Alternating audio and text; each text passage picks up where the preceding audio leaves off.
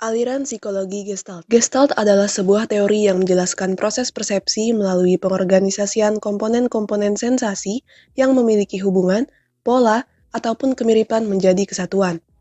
Teori Gestalt beroposisi terhadap teori strukturalisme. Teori Gestalt cenderung berupaya mengurangi pembagian sensasi menjadi bagian-bagian kecil. Teori ini dibangun oleh 3 orang, yaitu Kurt Koffka, Max Wertheimer, dan Wolfgang Kohler. Mereka menyimpulkan bahwa seseorang cenderung mempersepsikan apa yang terlihat dari lingkungannya sebagai kesatuan yang utuh. Anteseden psikologi Gestalt. Yang pertama, Immanuel Kant. Ia percaya bahwa pengalaman konsius adalah hasil dari interaksi antara stimulasi sensorik dan tindakan faculties of the mind. Maksudnya ialah, pikiran menambahkan sesuatu untuk pengalaman sadar. Kant dan Gestaltis percaya bahwa pengalaman sadar tidak dapat dikurangi menjadi stimulasi sensorik, dan bagi keduanya, pengalaman sadar berbeda dengan elemen yang membentuknya. Kant berpendapat bahwa persepsi merupakan pengorganisasian secara aktif dari elemen-elemen sensori ke dalam bentuk mental yang koheren. Kant dan Gestaltis menyatakan bahwa ada perbedaan penting antara persepsi dan sensasi. Individu bangkit karena pikiran kita atau otak kita mengubah pengalaman indrawi, membuat itu lebih terstruktur dan terorganisir dan dengan demikian lebih bermakna. Yang kedua, Ernst Mach. Ia merupakan seorang fisikawan.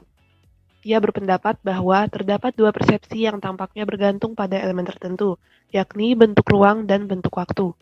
Contohnya adalah lingkaran. Apakah lingkaran itu sebenarnya besar, kecil, merah, biru, terang, atau kusam? Unsur sensorik dapat menimbulkan persepsi yang sama. Oleh karena itu, setidaknya beberapa persepsi adalah independen dari setiap elemen sensorik tertentu. Yang ketiga, Christian von Ehrenfels. Pada tahun 1890, Ehren menulis sebuah makalah berjudul Über Gestaltqualitäten. Psikologi Gestalt mengambil beberapa kursus dari Ehren antara tahun 1898 dan 1901 dan tidak diragukan lagi dipengaruhi olehnya. Ia menguraikan pengertian Mach tentang bentuk ruang dan waktu. Ehrenfels mengatakan bahwa persepsi kita mengandung Gestaltqualitäten atau bentuk kualitas yang tidak terkandung dalam sensasi terisolasi. Menurut Mach dan Ehrenfels, bentuk adalah sesuatu yang muncul dari unsur sensasi. Yang keempat, William James. Karena ketidaksukaannya akan unsurisme dalam psikologi, William James juga bisa dipandang sebagai pendahulu psikologi Gestalt. Ia mengatakan bahwa pencarian want untuk elemen kesadaran didengarkan pada pandangan mental yang artifisial dan menyimpang kehidupan. Alih-alih melihat pikiran sebagai unsur mental, James mengusulkan sebuah aliran kesadaran. Gestaltis setuju dengan stand anti-stigma James. Mereka percaya memang bisa dipelajari, hanya saja dalam memilih elemen manusia untuk objek penelitian mereka, want dan kaum strukturalis telah membuat pilihan yang buruk. Untuk Gestaltis, pilihan yang tepat adalah studi tentang pria Gestalten. Pendiri psikologi Gestalt. Max Wertheimer. Wertheimer menunjuk pada proses interpretasi dari sensasi objektif yang kita terima. Proses ini terjadi di otak dan bukan merupakan proses fisik, tetapi proses mental sehingga diperoleh kesimpulan bahwa ia menentang pendapat Want.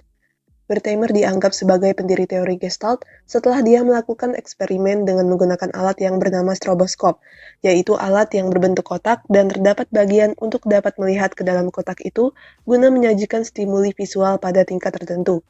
Di dalam kotak terdapat 2 buah garis, yang satu melintang dan yang satu lagi tegak. Kedua gambar tersebut diperlihatkan secara bergantian, yang dimulai dari garis yang melintang kemudian garis yang tegak, serta diperlihatkan secara terus-menerus.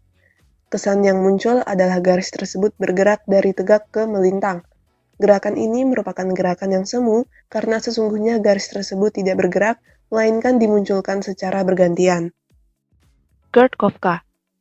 Lahir pada tanggal 18 Maret di Berlin, Kurt Koffka menerima gelar doktor dari Universitas of Berlin pada tahun 1908 di bawah pengawasan Karl Stumpf. Koffka bertugas sebagai asisten di Würzburg dan di Frankfurt sebelum menerima posisi di Universitas Gießen di Jerman Tengah, di mana ia tetap di sana sampai 1924. Selama tinggal di Universitas Frankfurt, Koffka memulai hubungannya yang panjang dengan Wertheimer dan Kohler. Pada tahun 1924, dia datang ke Amerika Serikat dan setelah mengadakan kunjungan profesor di Cornell dan University of Wisconsin, dia menerima posisi di Smith College di Northampton, Massachusetts, tempat dia tinggal sampai kematiannya. Pada tahun 1922, Kafka menulis sebuah artikel dalam bahasa Inggris di Psikologi Gestalt. Diterbitkan di Psikologi Bulletin, artikel itu berjudul Persepsi Pengantar Gestalt Teori. Artikel ini diyakini bertanggung jawab atas sebagian besar psikolog Amerika Serikat karena kekeliruannya dan menganggap bahwa gestaltis hanya tertarik pada persepsi. Wolfgang Kohler. Pada tahun 1909, Kohler pergi ke Universitas Frankfurt di mana setahun kemudian dia akan ikut serta bersama Wertheimer dan Kafka dalam penelitian mereka untuk meluncurkan teori Gestalt, meskipun kolaborasi ini sempat mendapat gangguan pada tahun 1913. Hasil kajiannya ditulis dalam buku bertajuk The Mentality of Apes pada tahun 1925. Eksperimennya adalah seekor simpanse yang diletakkan di dalam sangkar, di mana pisang digantung di atas sangkar tersebut. Menurut Kohler, apabila organisme dihadapkan pada suatu masalah atau problem, maka akan terjadi ketidakseimbangan kognitif dan ini akan berlangsung hingga masalah tersebut terpecahkan. Karena itu, menurut Gestalt, apabila terdapat ketidakseimbangan kognitif, hal ini akan mendorong organisme menuju ke arah keseimbangan. Dalam eksperimennya, Kohler sampai pada kesimpulan bahwa organisme, dalam hal ini simpanse, dapat memperoleh pemecahan masalahnya yang diperoleh dengan pengertian atau dengan insight. Nah, selanjutnya ini yaitu teori terkait dengan psikologi Gestalt. Yang pertama itu ada isomorphism and the law of vagueness. Nah, jadi yang terkait dengan teorinya itu yang pertama ada field theory, yang mana interaksi antara individu dan lingkungannya disebut sebagai perceptual field. Nah, setiap perceptual field ini memiliki organisasi yang cenderung akan dipersepsikan oleh manusia sebagai figure and ground-nya. Oleh karena itu, kemampuan persepsi ini merupakan fungsi bawaan manusia, bukan sebuah skill yang dipelajari. Nah, pengorganisasian ini akan mempengaruhi makna yang akan dibentuk oleh individu sendiri. Yang kedua itu ada isomorphism. Nah, menunjukkan adanya hubungan antara aktivitas otak dengan kesadaran, atau menunjukkan adanya hubungan struktural antara daerah otak yang teraktivasi dengan isi di alam sadarnya. Selanjutnya itu ada opposition to the constancy hypothesis. Nah, yang mana hipotesis konstansi ini berpendapat bahwa kejadian fisik akan menyebabkan kerugian terhadap sensasi individu dan bahwa sensasi ini tetap terisolasi kecuali ditindaklanjuti oleh salah satu atau lebih undang-undang asosiasi. Nah, dalam kasus Wundt sengaja ditata ulang. Nah, jadi si Wundt inilah menata ulang tentang hipotesis konstansi ini. Nah, hipotesis ini diterima oleh kebanyakan orang Inggris dan Prancis secara empiris dan merupakan sebagai batu lonjakan dan batu penjuri dari teorinya Teixeir's strukturalisme. Nah, kaum strukturalisme ini mengikuti sifat empiris tersebut. Mereka melihat kejadian mental sebagai refleksi pasif dari kejadian lingkungan tersebut. Sedangkan para Gestaltian sama sekali tidak setuju dengan konsepsi fungsi otak yang tersirat oleh hipotesis kontinuitas ini. Karena dengan menolak pertentangan ini, para Gestaltian menolak literatur empiris yang menjadi dasar sekolah dari strukturalisme, fungsionalisme, dan behaviorisme berbasis. Jadi, secara keseluruhan, Gestaltian menolak literatur empiris semuanya terkait dengan strukturalisme, fungsionalisme, dan behaviorisme. Selanjutnya itu ada analisis top down not bottom up. Nah, menurut Gestaltian, aktivitas otak itu terorganisir mendominasi persepsi kita, bukan suatu yang terpecah-pecah gitu. Nah, Karena itu, rangsangan yang masuk ke aktivitas itu tuh langsung ke rangsangan yang masuk ke dalam otak kita tuh langsung dipersepsikan. Untuk alasan ini, keseluruhannya lebih penting daripada bagian-bagiannya. Nah, sifat bagian ditentukan oleh keseluruhan, bukan sebaliknya, bukan dari keseluruhan terhadap bagian-bagiannya. Oleh karena itu, analisis dari Gestalian harus dilakukan dari atas ke bawah, bukan dari bawah ke atas. Maksudnya, dari keseluruhan ke bagian-bagian, bukan dari bagian-bagian ke keseluruhan. Nah, selanjutnya itu ada hukum Prägnanz. Hukum Prägnanz ini berasal dari bahasa Jerman, tapi tidak memiliki padanan kata yang mendekati dalam bahasa Inggris, tapi memiliki sinonim dengan Proximation, yang berarti esensi. Nah, Prägnanz ini mengacu pada esensi atau makna akhir sebuah pengalaman.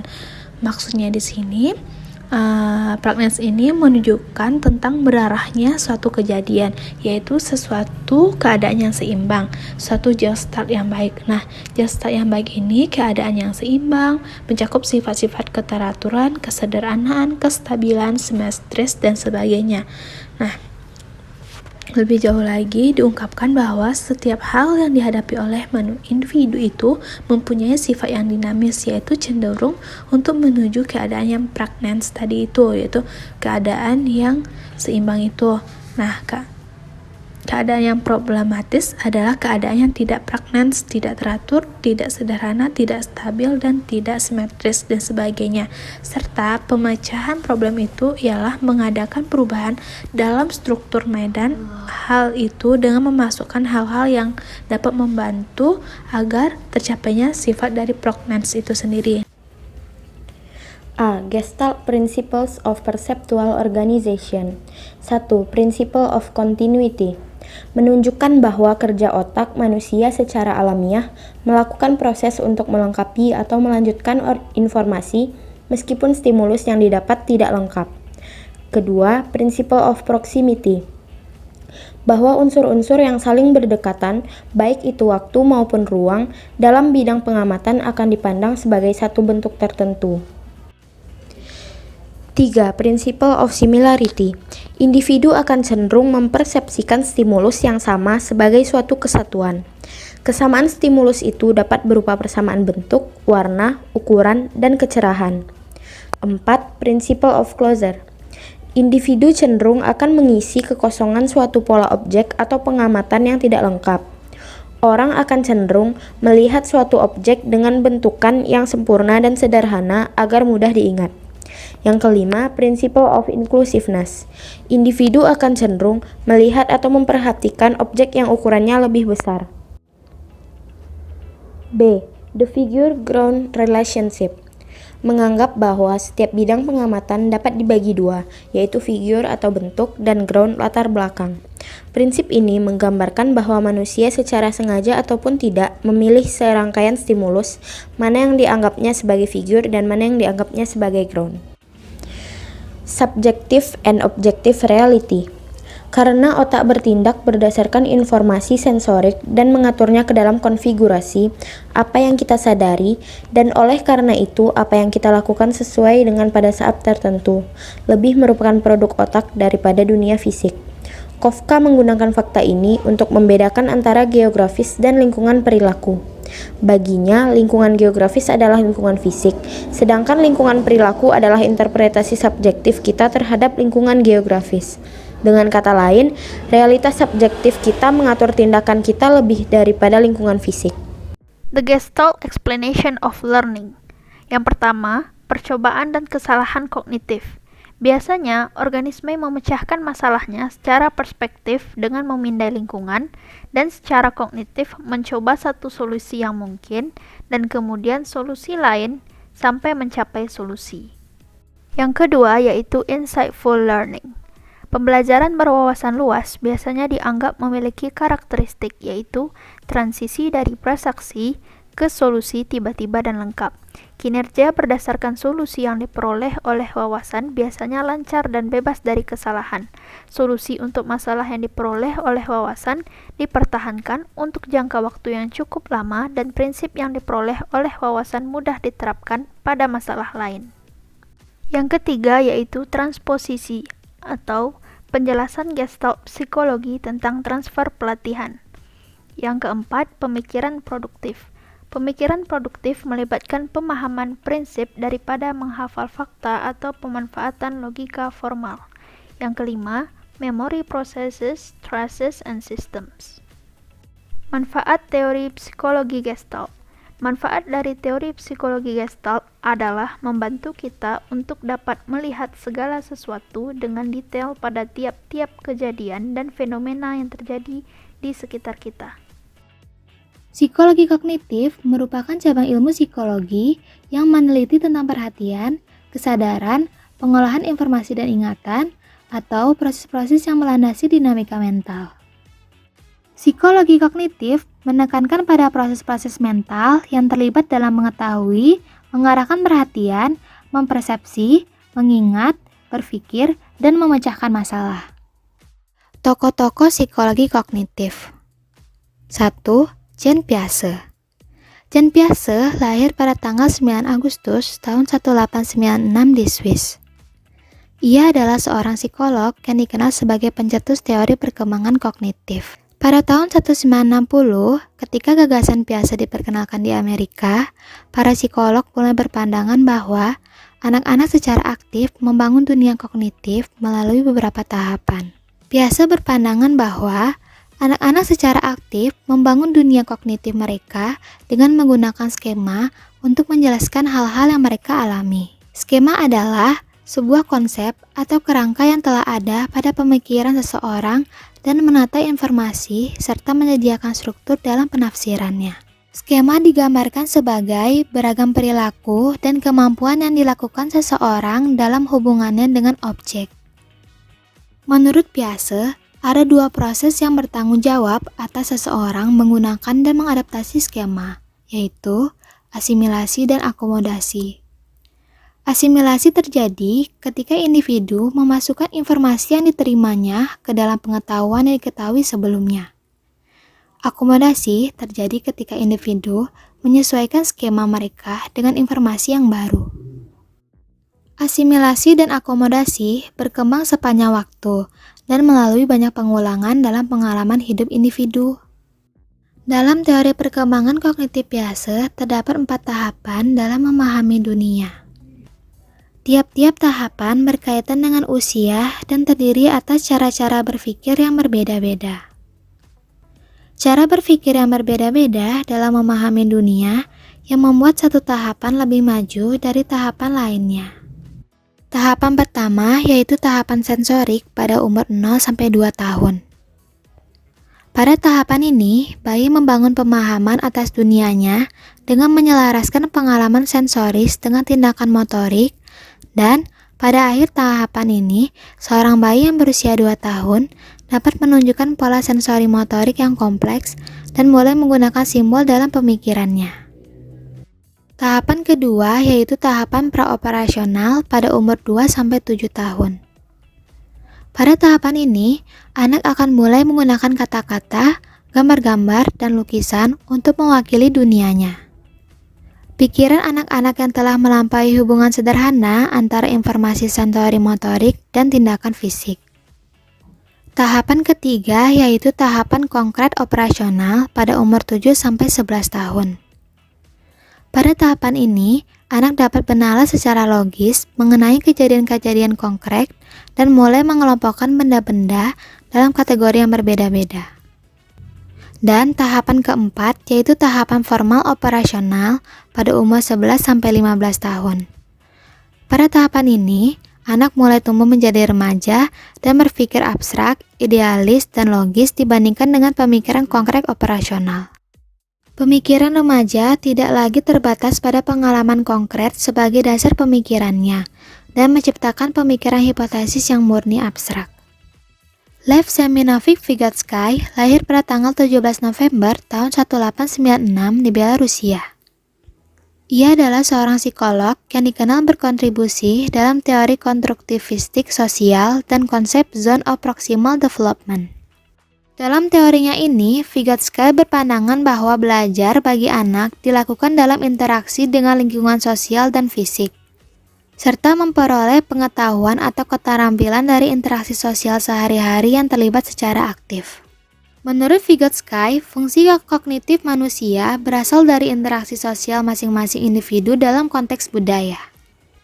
Jerome Bruner lahir pada tanggal 1 Oktober tahun 1915 di Amerika. Ia adalah seorang psikolog yang dikenal berkontribusi dalam psikologi kognitif dan teori belajar kognitif di psikologi pendidikan. Bruner mencetuskan teori discovery learning yang berdasarkan pemikiran dari Piaget yang menyatakan bahwa anak harus berperan secara aktif di dalam belajar dalam kelas. Teori discovery learning adalah proses pembelajaran di mana siswa dapat belajar dari diri sendiri melalui pengalaman dan hasil coba-coba untuk menemukan pengetahuan dan kemampuan baru, serta mampu mengorganisasikannya sendiri. Teori discovery learning bertujuan untuk mengubah kondisi belajar yang pasif menjadi aktif dan kreatif. David Ausubel lahir pada tanggal 25 Oktober tahun 1918 di Amerika. Ia adalah seorang psikolog yang dikenal berkontribusi dalam psikologi pendidikan. Ausubel mencetuskan teori belajar bermakna yang melibatkan faktor-faktor intelektual emosional anak. Belajar bermakna adalah suatu proses di mana anak mampu menghubungkan fenomena baru ke dalam struktur pengetahuan atau kognitifnya. Dan fenomena baru tersebut sesuai dengan keterampilan anak. Fenomena baru tersebut mesti dikaitkan dengan konsep-konsep yang sudah dimiliki anak sehingga konsep-konsep baru dapat diingat anak dengan baik. Bapak psikologi kognitif adalah Edward Chase Thoman. Psikologi kognitif berkaitan dengan 1. Cara memperoleh dan memproses informasi tentang dunia. Yang kedua, cara informasi itu disimpan dan diproses oleh otak. Yang ketiga, cara menyelesaikan masalah. Yang keempat, cara berpikir dan menyusun bahasa. Yang kelima, bagaimana proses-proses ditampilkan sebagai perilaku.